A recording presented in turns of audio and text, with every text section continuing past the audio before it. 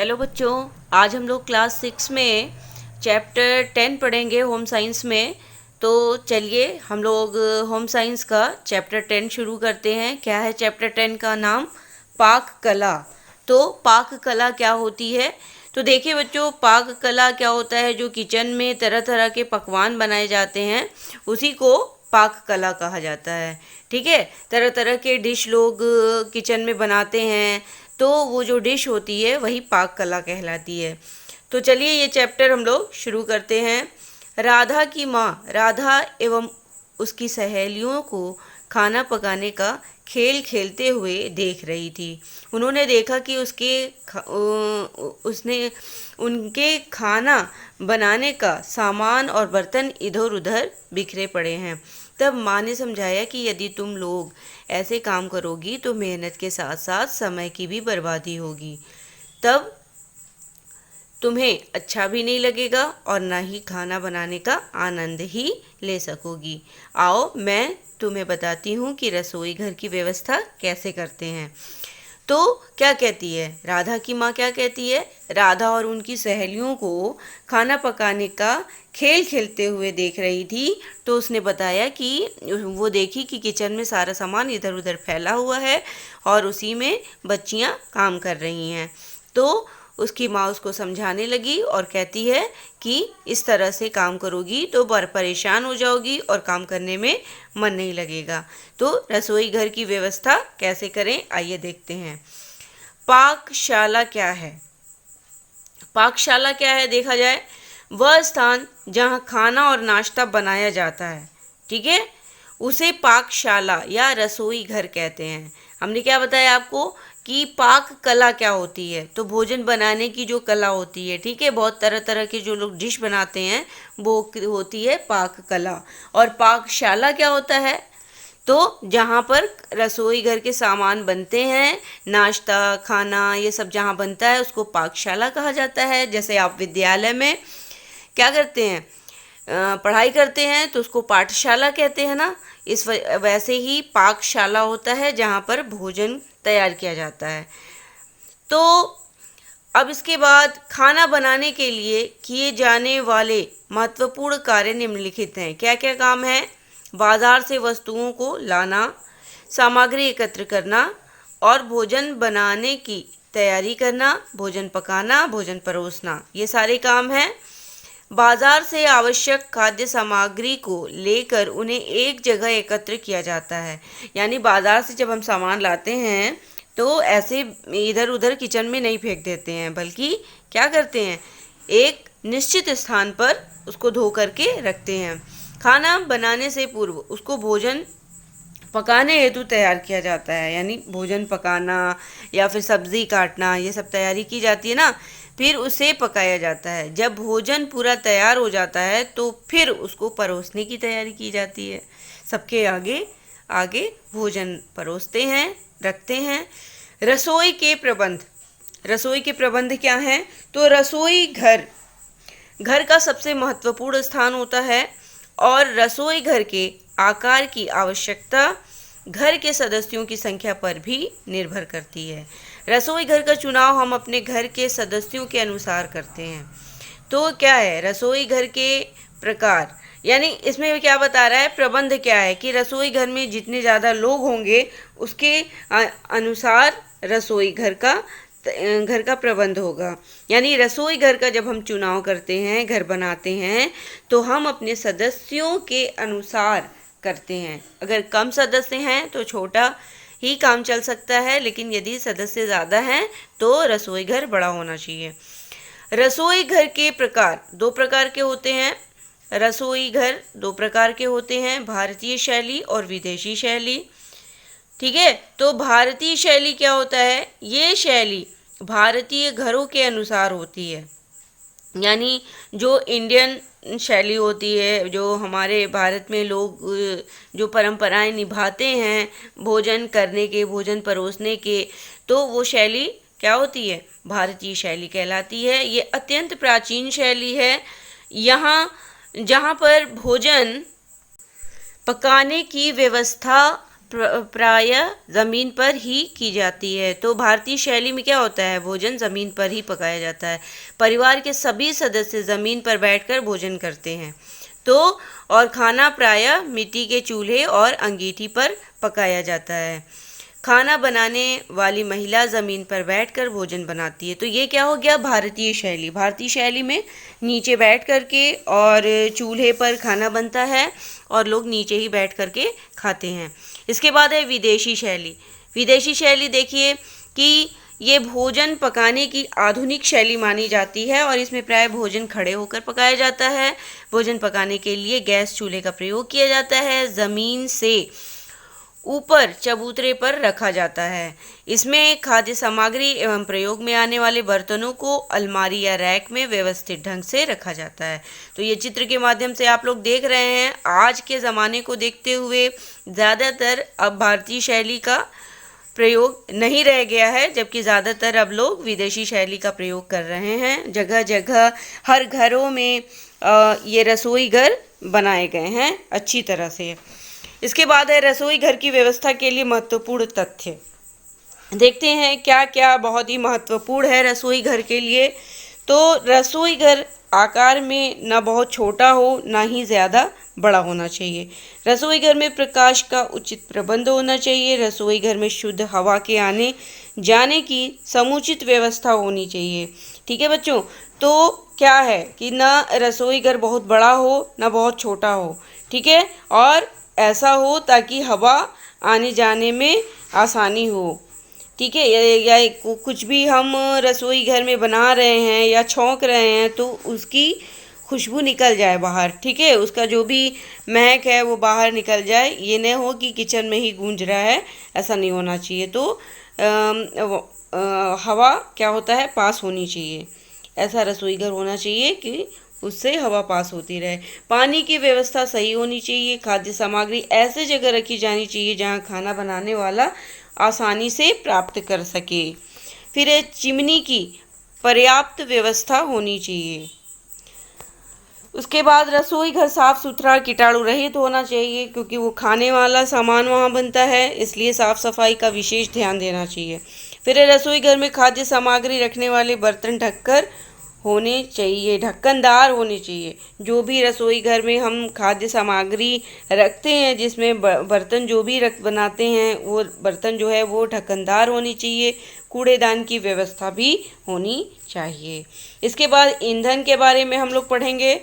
आग को जिस माध्यम से जलाकर उसके ताप से भोजन को पकाया जाता है उसको हम ईंधन कहते हैं। ईंधन के प्रकार 5 होते हैं। जैसे ठोस है तो ठोस में क्या होगा, लकड़ी है, कोयला है ना, ये सारी चीज़ें हैं। उसके बाद दूसरा है बुरादा, जैसे लकड़ी का बुरादा भी जला करके लोग आग नहीं बनाते हैं ना। फिर तरल, जैसे मिट्टी का तेल, पेट्रोल, डीजल, ये सब है। गैस है, एलपीजी है, सीएनजी गैस है। तो उसके बाद विद्युत, जैसे हीटर पे भी लोग बनाते हैं ना। तो इस तरह से ये तैयार किया जाता है। ईंधन कई तरह से प्रयोग में लाए जाते हैं। ठोस ईंधन का प्रयोग, अब ठोस ईंधन का प्रयोग प्रायः चूल्हों और अंगीठियों पर किया जाता है और चूल्हों में आग जलाने के लिए छोटी लकड़ियों या उपले के टुकड़ों का प्रयोग करते हैं। चूल्हे 3 प्रकार के होते हैं। ठीक है, तो छोटी छोटी जो लकड़ियाँ होती हैं उसका उपयोग किया जाता है, या उपले जो कुछ भी लकड़ी के छिलके हैं उसका, या फिर जो खरपतवार होते हैं उसको भी जला करके लोग इसका ईंधन का प्रयोग करते हैं। बच्चों, हमने आपको बताया कि चूल्हा 3 प्रकार का होता है। तो कौन कौन से 3 प्रकार हैं ये चित्र के माध्यम से आप लोग देख रहे हैं कि एक होता है एक मुंह का चूल्हा, यानी सादा चूल्हा, जो सबसे आगे दिखाई दे रहा है। इसके बाद है 2 मुंह का चूल्हा, इसमें 2 जगह बनी हुई है, 2 बर्तन रख करके एक साथ पकाए जा सकते हैं। ये 2 मुंह का चूल्हा हो गया। और उसके बाद एक है हैदराबादी चूल्हा। तो वो देखिए, एक तरफ धुआं निकलने वाला है और 2 जगह उसका मुंह बना हुआ है, यानी एक पर पकाते हैं और एक से अंदर ईंधन डालते हैं। तो इस तरह से ये 3 तरह के चूल्हे हैं। चूल्हे के प्रयोग में की जाने वाली सावधानियाँ, अब देखते हैं क्या सावधानियाँ हैं कि लकड़ियाँ व उपले सूखे होने चाहिए। जो कुछ भी हम जलाने के लिए प्रयोग में ला रहे हैं लकड़ी वगैरह, तो उसको वो चीज़ सूखा होना चाहिए। फिर है खाना बनाते समय सूती वस्त्र पहनने चाहिए। फिर रसोई घर में रोशनदान होने चाहिए। इसके बाद है धुआं निकलने के लिए चिमनी होनी चाहिए और भोजन पकाने के बाद चूल्हे में पानी छिड़क कर आग बुझा देनी चाहिए। क्यों? क्योंकि हो सकता है हवा से वो आग फैल सकती है, इसलिए काम हो जाए तो आग को बुझा देना चाहिए। गैस चूल्हा, ये आधुनिक समय का विकसित चूल्हा है और इसमें 1 बर्नल, 2 बर्नल या इससे अधिक बर्नल वाले चूल्हे होते हैं। इसको रेगुलेटर से के माध्यम से क्या कहते हैं, सिलेंडर गैस से जोड़ा जाता है और रेगुलेटर में लगी नाब से गैस चूल्हों को जलाने और बुझाने में सहायक होती है। आप गैस जलाना जानते होंगे ना। तो गैस चूल्हे इस्तेमाल करते समय निम्नलिखित सावधानियां बरतनी चाहिए। क्या क्या हम लोग ध्यान देते हैं, बहुत इम्पॉर्टेंट है ये, कि जो गैस चूल्हा है उसका इस्तेमाल करते समय क्या क्या सावधानियां हमें बरतनी चाहिए। तो गैस प्रयोग करने से पहले सिलेंडर का वाल्व बीच बीच में देखते रहना चाहिए। दूसरा, रेगुलेटर नाब को गैस के प्रयोग के बाद बंद कर देना चाहिए। बहुत लोग खुला हुआ छोड़ देते हैं, जब होता है तब उसको ऑन करते हैं, आसानी से बर्नल ऑन करके उसका प्रयोग कर लेते हैं, लेकिन नीचे से जो सिलेंडर है उसको ऑन रखते हैं। तो ये खतरे की निशानी है, ऐसा ना करें। अगर आपके घर में भी कोई कर रहा है तो उसको सतर्क करें।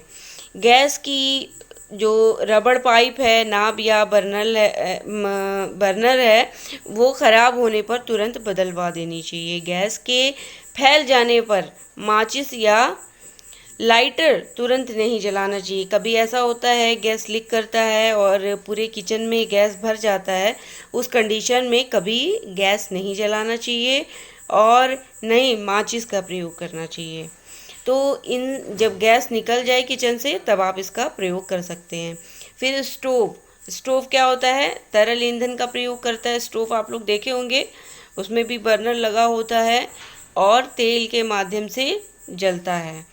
तो प्रयोग आने वाला ईंधन मिट्टी का तेल है। मिट्टी का तेल स्टोव में डाला जाता है और उसके बाद पंप द्वारा स्टोव को बत्ती वाला स्टोव, ये पंप के माध्यम से भी स्टोव जलाए जाते हैं और उसके बाद एक होता है बत्ती वाला। इसके बाद इसकी सावधानियां हैं। सावधानियां क्या हैं कि पंप या बत्ती वाला स्टोव जो भी होता है वो प्रयोग करते समय निम्न सावधानियां हमको बरतनी है। क्या क्या, कि मिट्टी के तेल को छान कर भरना चाहिए, ताकि टंकी को पूरा नहीं भरना चाहिए, यानी टंकी जो है उसको पूरा नहीं भरना चाहिए, छान करके तेल भरना चाहिए। ठीक है, और छान करके भरेंगे ताकि कोई भी जो कचरा वगैरह है वो अंदर ना जाए और तेल जाम ना हो। अंदर जा कर के कचरा भर जाता है, जिसकी वजह से पंप करने पर जो तेल है वो बर्नल में नहीं आता, ऊपर नहीं आता, जिसकी वजह से जलाने में दिक्कत आती है। तो बर्नल के छेद को खोलते समय स्टोव पिन को बहुत पास से नहीं पकड़ना चाहिए, नहीं तो कभी कभी होता है ऐसा है कि अचानक से जल जाता है स्टोव और हाथ जलने का डर रहता है। ठीक है बच्चों, तो ये चीज़ें थी। लीजिएगा बच्चों कि स्टोव अधिक गर्म हो जाए अगर, तो उसको पहले बंद करके और ठंडा कर लें, उसके बाद उसको दोबारा प्रयोग में लाएं। फिर स्टोव को सीलन वाली जगह पर नहीं रखना चाहिए, उससे जंग लग जाता है और स्टोव ख़राब हो सकता है। फिर है बत्ती छोटी होने पर बदलते रहना चाहिए। अंगीठी का प्रयोग क्या कैसे करेंगे, अंगीठी आप लोगों ने देखा होगा, है ना। तो अंगीठी 2 प्रकार की होती है, एक होता है कोयले की अंगीठी और एक होता है बुरादे वाली अंगीठी। देखिए चित्र में आपको दिखाई दिया है, 2 तरह की अंगीठी है, एक कोयले वाली है और एक बुरादे वाली है। अंगीठी के प्रयोग में बरतने वाली सावधानियाँ, क्या क्या सावधानियाँ हम बरतेंगे इसको प्रयोग करने से पहले। तो देखिए अंगीठी का प्रयोग करते समय कई बातों का ध्यान रखना आवश्यक होता है। कोयले की जलती अंगीठी को बंद कमरे में नहीं रखना चाहिए। अंगीठी में राख को थोड़ी थोड़ी देर में लोहे की छड़ से झाड़ देना चाहिए। ठीक है, ये सारी चीज़ें हैं, ध्यान रखने योग्य बातें हैं। और बुरादे की अंगीठी को खूब अच्छी तरह से भरना चाहिए,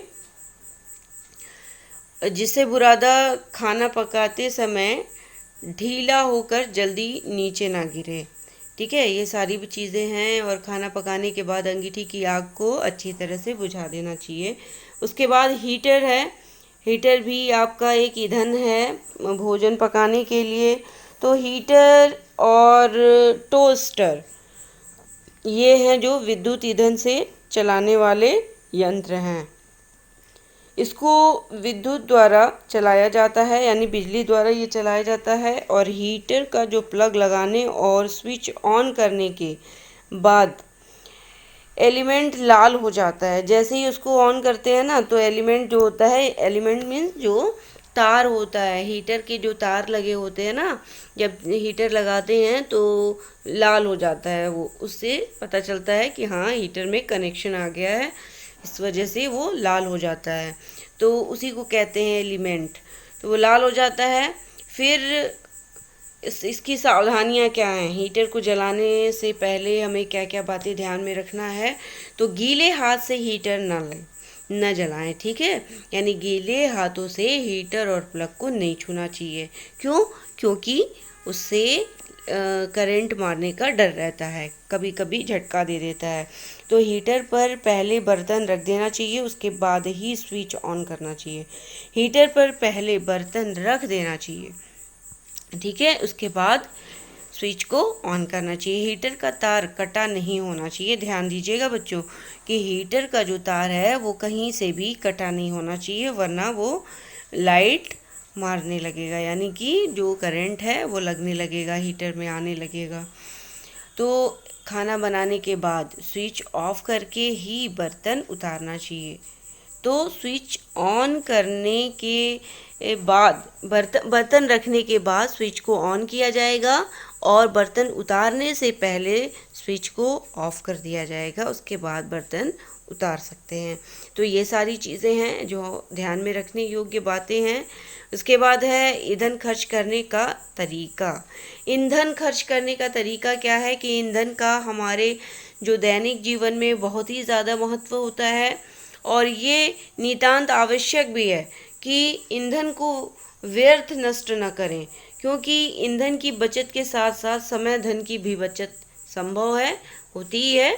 सही बात है। और इसलिए हमें कुछ मुख्य बातों को ध्यान में रखना है। क्या? जैसे भोजन पकाने की पर्याप्त जो तैयारी के बिना ईंधन को पहले से ही नहीं जलाना चाहिए। यानी भोजन पकाने से पहले सारी तैयारियां कर लें, सब्ज़ी काट लें और सब कुछ मसाला वगैरह रेडी रखें। उसके बाद फिर हीटर ऑन करें, या फिर कोई भी ईंधन जला रहे हैं तो उसको जलाएं।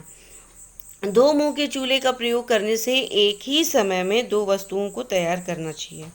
फिर एक कोयले के राख में मिट्टी गोबर डाल करके उससे बने जो गोले का प्रयोग हम कोयले की तरह कर सकते हैं। यानी कोयले की जो राख में जो मिट्टी और गोबर डाल करके उससे बने गोले का प्रयोग हम कोयले की तरह कर सकते हैं। तो इस तरह से राख का भी बना करके या गोबर का बना करके कंडा लोग बना करके प्रयोग करते हैं ना ईंधन को, वही बता रहा है। फिर है ईंधन में प्रयोग वस्तुओं के नापने का ज्ञान। कैसे? प्रतिदिन प्रयोग में आने वाली जो सूखी और गीली वस्तुओं का सही नाप तोल करके श्रम एवं ईंधन की बचत कर सकते हैं। श्रम का मतलब हुआ यानी कि जो मेहनत करते हैं और जो ईंधन हम प्रयोग में लाते हैं उससे बचत की जा सकती है। इसके बाद हम लोग नाप तोल की परिभाषा के बारे में देखते हैं कि नाप तोल की परिभाषा क्या होती है। जब हम खाद्य पदार्थों की मात्रा को निश्चित मानकों द्वारा तय करते हैं तब हम उसे नाप कहते हैं। यानी हम जब किसी पदार्थ को, यानी जैसे मान लीजिए दूध है, तो दूध को जब हम किसी निश्चित बर्तन में निकालते हैं या किसी निश्चित बर्तन से निकालते हैं तो एक मानक तय कर लेते हैं कि ये आधा लीटर है या 1 लीटर है, ये नापते हैं ना, तो हम उसको क्या कहते हैं, नापते हैं। ठीक है, नापने हैं, इसको नाप कहा जाता है। और उसके बाद जब हम किसी खाद्य पदार्थों के भार को निश्चित करते हैं, ठीक है, उसको उठाते हैं, उसके वेट को समझते हैं कि वो कितना भारी है। ठीक है, तो जब हम किसी पदार्थ का भार निश्चित करते हैं, तय करते हैं, तो उसको हम क्या कहते हैं, तौल, यानी उसको तौला जाता है। ठीक है, भार को तौला जाता है और नाप को निश्चित मात्रा में तय किया जाता है, मानकों द्वारा तय किया जाता है, यानी नापा जाता है ना। तो लीटर में नापते हैं और तौल हो सकता है किलोमीटर और किलोग्राम, ऐसे ना, इतना किलोग्राम में नापा जाता है। और किलोमीटर में तो दूरी तय की जाती है। तो फिर उसके बाद तौलना हम लोग देखते हैं कि तराजू और बाटों के द्वारा, जो तराजू पे वाट रखे जाते हैं, तो बाटों के द्वारा हम किसी वस्तु को तौलते हैं, तो उसको क्या कहते हैं, तौलना। ये देखिए चित्र के माध्यम से आप समझ सकते हैं कि कैसे ये दूध नापने वाला है यंत्र और ये तराजू है, तराजू के माध्यम से बहुत सारी चीज़ें नापी जाती हैं, खाद्य पदार्थ। और उसके बाद यहाँ पर भी आपका दिया हुआ है, कोई डिब्बा है उससे, या कोई गिलास है उससे आप नाप सकते हैं कि कितना है वो। ठीक है ना। फिर कलछे से भी तेल वगैरह जब नापते हैं तो उसका प्रयोग करते हैं। और इसके बाद है बाट। तो इन सब चीज़ों से नाप तौल का पता चलता है। इसके बाद रसोई घर में नाप तौल की निम्नलिखित विधियां होती हैं, तराजू द्वारा, बर्तनों द्वारा, चम्मच द्वारा, हमने अभी आपको बता दिया है। इसके आगे हम लोग पढ़ेंगे कि नाप तौल से लाभ क्या होता है। तो रसोई घर में नाप तौल भोजन पकाने से निम्नलिखित लाभ होते हैं। क्या है कि तौल कर वस्तु स्वादिष्ट बनती है, कम रहता है और तौली हुई रहती है, तो उसी के अकॉर्डिंग मसाला पड़ता है और वो चीज़ स्वादिष्ट बनती है। नाप तौल कर भोजन पकाने का खाद्य सामग्री बेकार नहीं होती, यानी जितने सदस्य हैं उन्हीं के हिसाब से भोज्य पदार्थ बनाए जाते हैं। यदि गृहिणी नाप तौल कर भोजन बनाती है तो उसे ये चिंता नहीं रहती कि अमुक्त वस्तु ठीक बनेगी या नहीं, यानी कोई ऐसी वस्तु जो वो बनाना चाह रही है वो पता नहीं सही बनेगी कि नहीं बनेगी, उसको अंदाज़ा नहीं हो पाता है अगर अधिक लोग होते हैं तो इस वजह से वो नाप करके बनाती है। यदि वो नाप नहीं लेगी तो उसका अंदाज़ा बिगड़ भी सकता है, गलत भी हो सकता है। नाप तौल कर भोजन बनाने से श्रम और समय दोनों की बचत हो जाती है। ठीक है। उसके बाद है कि महीने के राशन का अंदाज़ा भी रहता है, कि जिससे बजट बनाने में सुविधा रहती है। दाल और चावल, इसके अनुमान से जो पानी की मात्रा होती है कम या अधिक हो सकती है। तो नाप कर पानी डालना उचित रहता है, अंदाजे से नहीं। ठीक है, नाप लेना चाहिए, उसके बाद ही पानी उसमें डालना चाहिए। तो नाप तौल कर भोजन बनाने से गृहिणी को बहुत सुविधा रहती है। और बाजार से यदि कोई वस्तु कम आ जाती है तो दुकानदार की चोरी तुरंत पकड़ सकती है कि हमने जो सामान लाया है। ये बहुत इम्पोर्टेंट चीज़ है। देखिए, नाप तौल करने से ये मुख्य बिंदु है ये, कि जब हम नाप तौल करते हैं तो उससे ये अंदाज़ा मिल जाता है कि अगर दुकानदार ने कम दिया है तो वो पकड़ में आ जाता है कि हाँ, हमने जो भी मार्केट से सामान लाया है वो उसमें कितना कम मिला है। तो बाज़ार से सामान लाने में ये फ़ायदा होता है। रसोई घर में नाप तौल का कार्य गृहिणी के लिए बहुत ही आवश्यक है। ठीक, देखिए बच्चों, ये नाप तौल के पैमाने दिए हुए हैं, इसको आप लोग अपने कॉपी पे लिखिएगा पूरा और इसको अच्छे से याद करिएगा। 1-2 नंबर का इस पे क्वेश्चन आ सकता है कि कितने मिलीलीटर बराबर कितने सेंटीलीटर होता है, या फिर कितने लीटर बराबर कितना डेका लीटर होता है, और कितने ग्राम बराबर 1 ग्राम 10 ग्राम, ऐसे करके क्वेश्चन पूछा जा सकता है कि कितने मिलीग्राम बराबर कितना डेसीग्राम होता है। तो इस तरह से आपके क्वेश्चन आ सकते हैं, इसको आप लोग पैमाने को याद करिएगा। फिर उसके बाद मुख्य तथ्य है। मुख्य तथ्य में आपको पता ही है कि तराजू है तो ठोस पदार्थों के अतिरिक्त बहुत सारी चीज़ें हैं जिसकी नाप तौल करता है ना। लोहा, तांबा, पीतल, ये सारी चीज़ें हैं। इसके बाद अनाज है, सब्जी है, फल है, मेवा है या फिर मसाले, ये सारी चीज़ें तौलने का काम तराजू से होता है। फिर उसके बाद तरल पदार्थों की नाप हमेशा लीटर से की जाती है। लीटर से, जैसे दूध है, दही है या फिर मिट्टी का तेल है या अन्य तेल है, खाना पकाने वाला तेल है या घी है, ये सारी चीज़ें, है ना। तो इस तरह से इसको लीटर में हम लोग नापते हैं तरल पदार्थों को। अब आपका आता है कि आइए खाना पकाना कैसे सीखें। तो ये है आपका पाक कला, अब आया है, ठीक है। पाक कला, भोजन पकाने की कला अब आई है। तो चलिए अब हम लोग सबसे पहले शुरू करते हैं दाल बनाना। तो दाल बनाने के लिए आपको क्या क्या चीज़ चाहिए। मान लीजिए अरहर की दाल बनाना है तो उसके लिए नमक, ज़ीरा, हल्दी, दाल और प्याज, लहसुन, इसके बाद घी, तेल, पानी और प्रेशर कुकर या पतीली। प्रेशर कुकर हो तो ज़्यादा बेहतर है, कम समय लगेगा दाल बनाने के लिए।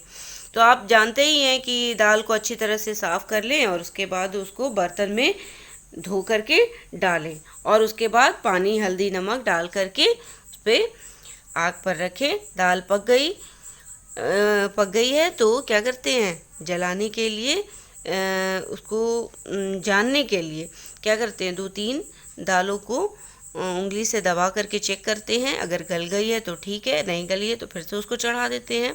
इस तरह से इसको बना करके हम लोग तैयार करते हैं और इसके बाद ये दाल तैयार होती है। इसके बाद इसको फ्राई कर दिया जाता है। देखिए बच्चों, इसके बाद हम लोगों ने अभी दाल बनाना सीखा, इसके बाद हम लोग चावल बनाना सीखेंगे। चावल के लिए हम लोग 200 ग्राम चावल लेते हैं। पानी आवश्यकता अनुसार और पकाने का बर्तन लेंगे। तो चावल तो लगभग आप लोग बनाए होंगे अपने घरों में। तो ये कैसे बनता है, चावल को सबसे पहले 3-4 पानी से अच्छी तरह धो लेना चाहिए ताकि पानी में चावल साफ साफ दिखाई दे, ठीक है। इसको अच्छी तरह से धोने के बाद आवश्यकता अनुसार पानी रख करके चावल में उसके बाद चढ़ा देते हैं इसको। तो ये आसान है चावल बनाना, इस तरह से आप चावल बनाकर तैयार कर सकते हैं। अब हम लोग सीखते हैं चाय बनाना। चाय भी आप लोग बनाए होंगे घर में, छोटी छोटी चीज़ें आप लोग को करनी चाहिए। तो चाय बनाने के लिए क्या है, ज़रूरी आवश्यक चीज़ें क्या होती हैं। मान लीजिए चीनी है, चाय की पत्ती है, दूध, चीनी, पानी, ये सारी चीज़ें होती है ना चाय बनाने के लिए। तो आवश्यक चीज़ें क्या है, चीनी, चाय की पत्ती, दूध, पानी और उसके बाद बनाने के लिए बर्तन, छन्नी छानने के लिए। तो सबसे पहले आंच पर रखते हैं पानी और पानी रखने के बाद पानी उबलने लगे तो उसमें चाय की पत्ती डाल देते हैं। आवश्यकता अनुसार आप चीनी डालिए, जितनी आपको हल्की फीकी पीना है तो कम चीनी डालिए, ज़्यादा मीठी पीना है तो ज़्यादा चीनी डालिए, आपके अनुसार है, आपकी पसंद के अनुसार। और उसके बाद उसमें दूध और इलायची वगैरह डाल करके उसको खौला कर तैयार कर देते हैं। इसके बाद चाय बनाने में ध्यान रखने योग्य बातें होती हैं कि 1 कप चाय के लिए चाय की क्वालिटी 1 चम्मच चाय का प्रयोग करें, यानी 1 चम्मच चाय की पत्ती का प्रयोग करें, अधिक पत्ती का प्रयोग ना करें। चाय की पत्ती को पानी में ज़्यादा उबालना नहीं चाहिए, है ना, इससे कड़वाहट भी आ जाती है और अच्छा टेस्ट नहीं आता है। हमेशा ताज़े पानी का प्रयोग करें। इसके बाद उत्तम क्वालिटी की चाय की पत्तियों का भी प्रयोग करना चाहिए। हमेशा साफ कप, प्लेट या मग ही प्रयोग में लाएं। फिर चाय परोसते समय ध्यान देने योग्य बातें हैं कि केतली में चाय छान कर भर दें। ऐसा नहीं कि ऐसे ही छान ले उसके बाद में छन्नी से छानते हुए हम सबके सामने ले जा रहे हैं, ऐसा नहीं करना चाहिए। छान करके केतली में रख देनी चाहिए पहले। उसके बाद ट्रे में केतली, फिर है दूधदानी है या चीनी दानी, ऐसे रखें, क्योंकि चाय कई तरह से बनती है। कुछ लोग हैं जो अलग से मिला करके पीते हैं और कुछ लोग उसी में डाल करके बनाते हैं। तो इस तरह से चाय बनाने के तरीके अलग अलग होते हैं। बाद हम लोग सीखेंगे कि साबूदाना बनाना, कैसे साबूदाना तैयार किया जाता है। तो साबूदाना 2 प्रकार से बनाया जाता है, एक नमकीन साबूदाना और दूसरा मीठा। तो नमकीन साबूदाना बनाने के लिए क्या क्या चाहिए वो देखते हैं हम लोग कि साबूदाना मान लीजिए आपका 50 ग्राम है, गाजर है 2-3, मटर है और पानी 150 मिलीग्राम, नमक आवश्यकता अनुसार, स्टील का भगोना है, फिर कलछुल है चलाने के लिए। विधि क्या है देखिए कैसे हम लोग साबूदाना तैयार करेंगे। इस पर हम लोग देखते हैं कि साबूदाना पकाने से पहले बीनकर अच्छी तरह से 30 मिनट के लिए पानी में भिगो दें, यानी बनाने से पहले आधा घंटा पहले हमें भिगोना है। भिगोने से साबूदाना मुलायम हो जाता है और पकाने में सुविधा होती है। भीगे साबूदाने में थोड़ा पानी डाल करके उसमें गाजर और मटर डाल करके आग में पकाएं। दाने जब गल जाए तो इच्छानुसार उसमें जितनी आवश्यकता हो उतना नमक डालें, काली मिर्च डाल करके आग से उतार लें। साबूदाना तैयार हो गया आपका। फिर मीठा साबूदाना, उसके लिए क्या चाहिए? मीठे के लिए चीनी चाहिए, साबूदाना चाहिए, दूध चाहिए और पकाने के लिए बर्तन।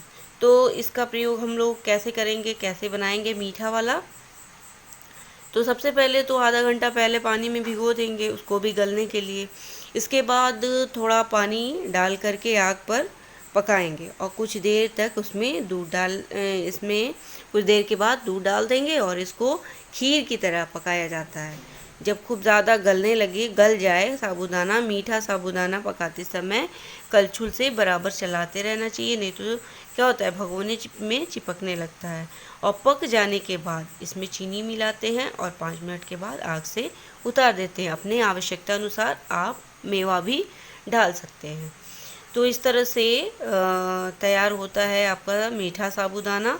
फिर टमाटर का सूप है, इसके लिए टमाटर और पानी, ठीक है, टमाटर है, पानी है, अदरक है, फिर काली मिर्च है, नमक, भुना पीसा हुआ ज़ीरा है और स्टील का भगोना कलछुल चलाने के लिए। चित्र में आप देखें कि कितना बढ़िया सूप बनकर तैयार हुआ है ये। तो देखिए कैसे बनता है, आप लोग घर पे ट्राई करिएगा, बनाइएगा।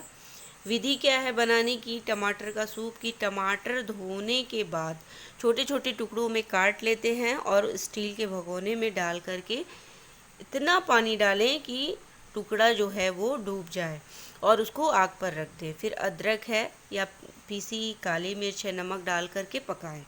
इसके बाद गल जाने पर कलछुल से अच्छी तरह से मसल दें ताकि जो छिलका है वो निकल जाए। अब इसे महीन साफ कपड़े या महीन छन्नी से छान लें।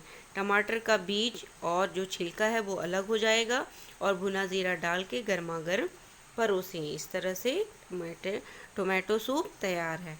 फिर है सब्जियों का सूप बनाना। अब देखिए सब्जियों का सूप बनाने के लिए जैसे चुकंदर, गाजर और शलजम है, टमाटर है और पालक, ये सारी चीज़ें हैं। लौकी, गोभी, परवल 250 ग्राम ले लेते हैं, 1 पाव के करीब। और उसके बाद इसमें 300 मिलीग्राम पानी डालते हैं, नमक आवश्यकता अनुसार, काली मिर्च और बर्तन, ये सारी चीज़ें डाल करके, सब सब्ज़ी डाल करके और नमक और काली मिर्च, पानी, ये सारी चीज़ें डाल करके और इसको क्या करेंगे, कद्दूकस में कस कर पालक और टमाटर को काट लें। यानी देखिए ये क्या बोल रहा है कि चुकंदर, गाजर, शलजम, लौकी, गोभी, परवल, जो कुछ भी जिसका भी सूप तैयार करना है उस सभी सबको क्या करें कि सभी सब्जियों को कद्दूकस कर लें और पालक है और टमाटर को काट लें और ये स्टील के भगोने में सब्जियों को क्या करें, डाल करके, पानी डाल करके और आग पर रख दें। फिर ये पानी की मात्रा सब्जियों की मात्रा से दुगुनी होगी, पानी की मात्रा ज़्यादा होगी और उसके बाद जब सब्जियां गल जाए तो उसको कलछल से की सहायता से मसल कर छन्नी से छान लें और छने हुए सूप में नमक, काली मिर्च डाल करके मिलाएं। इस तरह से आपके जो सब्ज़ी के सूप तैयार है, यानी वेजिटेबल सूप तैयार है।